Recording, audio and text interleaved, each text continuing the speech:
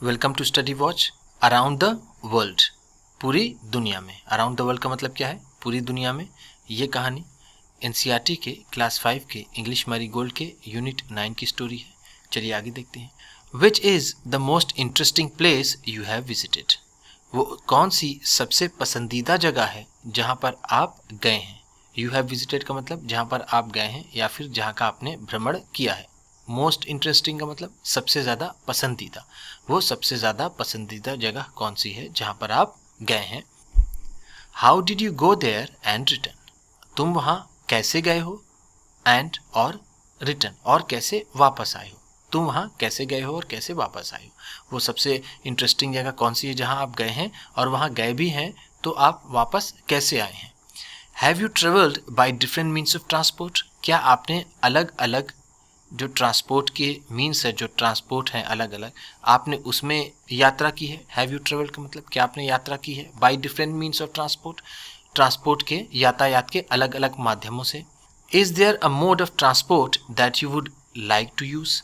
क्या कोई ऐसा यातायात का साधन है that you would like to use, जिसे आप इस्तेमाल करना पसंद करेंगे? You would like to use का मतलब इस्तेमाल करना पसंद करेंगे, यूज करना पसंद करें। चलिए आगे देखते हैं इस स्टोरी में क्या है। Mr. Phileas Fogg lays a bet with some of his friends to go around the world in 80 days. Mr. Phileas Fogg lays a bet. Mr. Phileas Fogg एक शर्त लगाते हैं। lays a bet का मतलब शर्त लगाना। with some of his friends, अपने किसी दोस्त से उन्होंने वो शर्त लगाते हैं to go around the world, पूरी दुनिया घूमने की, पूरी दुनिया में जाने की, in 80 days, 80 दिनों में। 80 दिनों में पूरी दुनिया घूमने की मिस्टर फिलिस फॉग अपने कुछ दोस्तों से शर्त लगाते हैं। This is the story of how he travel with his companion passport. This is the story, ये वो कहानी है, ऑफ हाउ ही ट्रेवल, कि कैसे वो उन्होंने यात्रा की, विद हिज कंपेनियन, अपने साथी के साथ, जिसका नाम क्या था? पासपोर्टो। पासपोर्टो अपने फ्रेंड्स के साथ, अपने दोस्त के साथ, कंपेनियन का मतलब क्या है यहाँ पर? फ्रेंड या फिर साथी के साथ उन्होंने कैसे यात्रा की, ये पूरी कहानी इसी पर है। चलिए आगे देखते हैं। That evening they were on the train from San Francisco to New York. उस शाम वो ट्रेन पर थे। ऑन द ट्रेन का मतलब ट्रेन पर थे। From San Francisco, San Francisco से, टू न्यूयॉर्क, न्यूयॉर्क के लिए। उस शाम वो सैन फ्रांसिस्को से न्यूयॉर्क के लिए ट्रेन पर थे। विच वॉज 3760 माइल्स अवे, जो 3780 मील की दूरी पर थे। ठीक। इन 7 days, 7 दिनों में, the train would take them from Pacific to Atlantic ocean. 7 दिनों में ये ट्रेन उन्हें कहाँ से कहाँ ले जाती?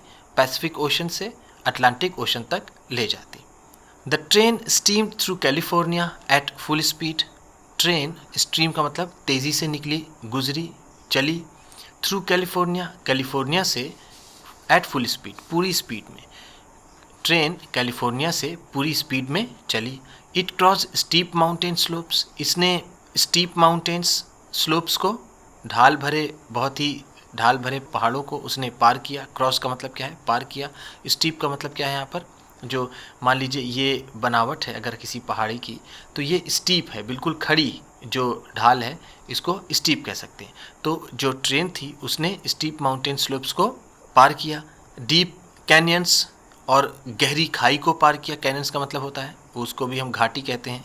ठीक है, कैनियंस का मतलब घाटी, वैली जिसे कहते हैं हम। एंड हेयर रेजिंग कर्व्स, और रोंगटे खड़े कर देने वाले कर्व्स पर। कर्व्स का मतलब यहाँ पर क्या है? मोड़। जैसे मान लीजिए ये क्या है, ऐसे अगर रास्ता बना हुआ है तो ये कर्व्स हैं। तो ऐसी जगह से वो ट्रेन गुजर रही थी जहाँ पर आदमी डर जाता था, बहुत घबरा जाता था। तो हेयर रेजिंग का मतलब बहुत रोमांचित, बहुत घबरा देने वाली मोड़ से वो गुजरती थी। Moving through a few tunnels and bridges, और वो ट्रेन कुछ सुरंग से और कुछ ब्रिजेस से, कुछ सेतु से भी गुजरी। ब्रिजेस का मतलब क्या होता है? सेतु, जिसे हम पुल कहते हैं। ठीक है, फ्यू टनल्स, कुछ टनल से। टनल का मतलब क्या है यहाँ पर? जैसा हम जानते हैं, सुरंग। तो ये पूरी ट्रेन थी वो बहुत ही डरावनी और ख़तरनाक जगह से गुजरी, जिसे हम कह सकते हैं कि जो स्टीप माउंटेन्स हैं जहाँ पर चढ़ने में परेशानी होती है, और डीप कैनियंस थे, और डरा देने वाले, रोकटे खड़े करने वाले मोड़ से वो गुजरी, जिसमें कुछ सुरंग भी थी और कुछ पुल भी थे, कुछ सेतु भी थे। चलिए आगे देखते हैं। सडनली अचानक ही द ट्रेन स्लोड डाउन का मतलब क्या है, धीमी हो गई। ट्रेन अचानक ही धीमी हो गई। As a herd of buffaloes charge across the railway track, जैसे कि भैंसों का एक झुंड charge across the railway track का मतलब क्या है, रेलवे ट्रैक को पूरी तरीके से भर लिया, उसे जो रेलवे ट्रैक था उसे पूरी तरीके से जाम कर दिया, भर लिया, इसलिए ट्रेन धीमी हो गई। हर्ड ऑफ बैफलोज का मतलब भैंसों का झुंड। The train was forced to stop till the procession passed like a great brown river. Train was forced to stop, train रुकने को मजबूर हो गई। फोर्स्ड टू स्टॉप का मतलब रुकने को मजबूर हो गई। टिल द प्रोसेशन पास, जब तक कि वो काफिला, जब तक कि वो झुंड, प्रोसेशन का मतलब क्या होता है, काफिला होता है। यहाँ पर हम उसे कहेंगे झुंड, जो भैंसों का झुंड था, जब तक कि उनका झुंड पास गुजर नहीं गया। पास का मतलब क्या है, गुजर गया। Like a great brown river, एक ब्राउन नदी की तरह, जब तक एक बड़ी ब्राउन नदी की तरह भैंसों का झुंड गुजर नहीं गया, वो ट्रेन रुकने को मजबूर हो गई। The herd took a full 3 hours to cross the track, उस झुंड ने 3 घंटे, पूरे 3 घंटे लिए ट्रैक को पार करने में। To cross the track, track को पार करने में। ट्रैक क्या है, जो रेलवे ट्रैक है जिस पर ट्रेन चलती है, पटरी जिसे हम कहते हैं। Night had fallen by the time, तब तक रात हो चुकी थी। द ट्रेन कुड अगेन, कि ट्रेन फिर से चल पाती, तब तक रात हो चुकी थी। The train headed for the steep mountains, फिर ट्रेन आगे बढ़ी। हेडेड का मतलब क्या है, आगे बढ़ी। फॉर स्टीप माउंटेन्स, ढाल भरी पहाड़ों की तरफ। This was the most difficult part of the journey with its winding roads. This was the most difficult part of the journey, ये यात्रा का सबसे कठिन हिस्सा था। This was the most difficult part, सबसे कठिन हिस्सा था, ऑफ द जर्नी, अब हमारी यात्रा का।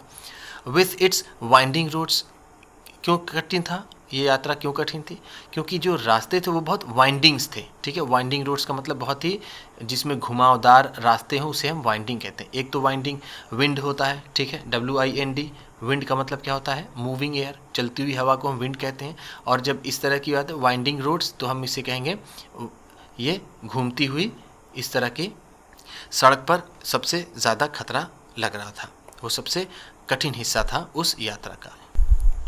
They passed the highest point of their journey, उन्होंने अपने जर्नी के सबसे ऊंचे स्थान को भी पार किया, वहाँ से भी वो गुजरे।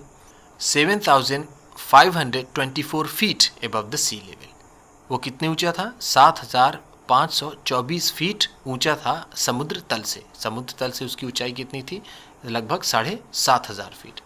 इन अ फ्यू आवर्स, कुछ ही घंटों में, they would be out of the Rocky Mountains, वो रॉकी माउंटेन्स से बाहर हो जाएंगे। कुछ ही देर बाद, कुछ ही घंटों में वो रॉकी माउंटेन्स से पार हो जाएंगे। रॉकी माउंटेन्स ये अमेरिका में है, जैसा हम जानते हैं हमारे यहाँ हिमालयाज़ है, तो उसी तरह ये भी रॉकी माउंटेन्स है वहाँ पर, जिसमें इसमें लिखा हुआ है इन अ फ्यू आवर्स, कुछ ही घंटों में, they would be out of the Rocky Mountains, वो रॉकी माउंटेन्स से बाहर निकल जाएंगे। After the passengers had taken their breakfast, passengers के, यात्रियों के नाश्ता कर लेने के बाद, अपना नाश्ता ख़त्म कर लेने के बाद, the train gave a shrill whistle, train ने एक बहुत ही तेज़ सीटी बजाई। श्रिल का मतलब क्या है, बहुत ही तेज़ सीटी बजाई। विसल का मतलब सीटी। And broken with a jerk, और उसने एक झटके के साथ ब्रेक मारी। ब्रेक का मतलब जैसा हम जानते हैं गाड़ी को रोकने के लिए ब्रेक लगाते हैं। विथ अ जर्क मतलब झटके के साथ, झटके के साथ वो ट्रेन एंड और केम टू अ हॉल्ट, और अचानक वो रुक गई। केम टू हॉल्ट का मतलब स्टॉप्ड, वो रुक गई। पासपोर्टो अ फ्रेंच पैसेंजर, पासपोर्टो जो एक फ्रेंच पैसेंजर था, एक फ्रांसीसी यात्री था, went to see what the matter was, वो देखने गया कि मामला क्या था।